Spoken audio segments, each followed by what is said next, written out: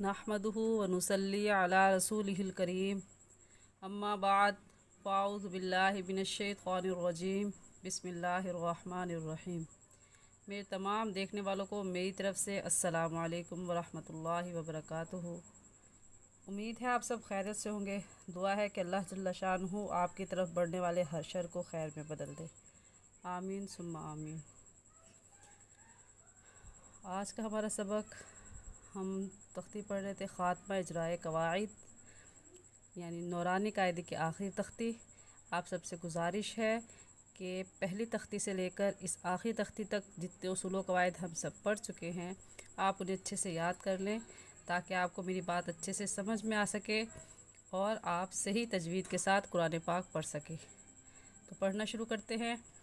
अऊज़ु बिल्लाहि मिनश्शैतानिर रजीम बिस्मिल्लाहिर्रहमानिर्रहीम।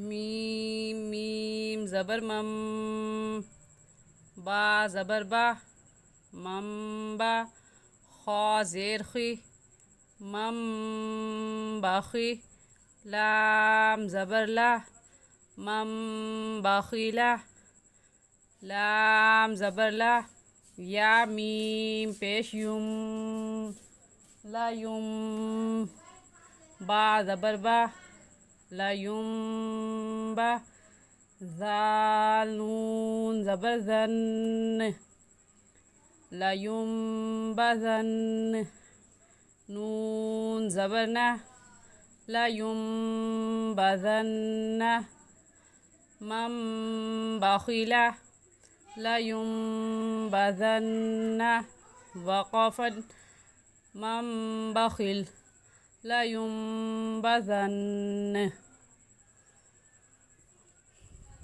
तो आज के सबक में पहली बात समझने वाली ये है कि ये कायदा इसी तख्ती के शुरू में हम पढ़ चुके हैं कि नून साकिन के बाद बा आ जाए। नून के ऊपर जो अलामत है उस अलामत के दो नाम है, इसे जज़म भी कहते हैं और साकिन भी कहते हैं। तो नून यहाँ पर साकिन है और हम कायदा पढ़ चुके हैं कि नून साकिन के बाद बा आ जाए तो वो दोनों मीम बन जाते हैं और उन पर गुन्ना भी होता है। तो अब हम यहाँ पर मन बाखिला नहीं कहेंगे बल्कि मम बाखिला, मम बाखिला। ऐसे ही लयुम बज़न्ना में नून साकिन के बाद बा आ गया है तो यहाँ पर भी ये दोनों मीम बन जाएंगे और इन पर गुन्ना भी होगा और हम ऐसे पढ़ेंगे लयुम बज़न्ना, लयुन बज़न्ना नहीं पढ़ेंगे। अगला लफ्ज़ मीम मीम ज़ेर मीम, बा आइन ज़बर बा, मीम बा, दाल ज़ेर दी, मीम बादी, वक़फ़न मीम बाद। यहाँ पर भी नून साकिन के बाद बा आ गया है तो इस नून साकिन पर गुन्ना होगा। और दूसरी बात, पहली बात नून साकिन पर गुन्ना होगा क्योंकि नून साकिन के बाद हुरूफ हल्की में से कोई लफ्ज़ नहीं है। दूसरी बात, नून साकिन के बाद बा आ गया है तो वो दोनों मीम बन जाते हैं और उन पर गुन्ना भी होता है। तो हम यहाँ इसे भी ऐसे पढ़ेंगे मीम बादी, मीम बादी।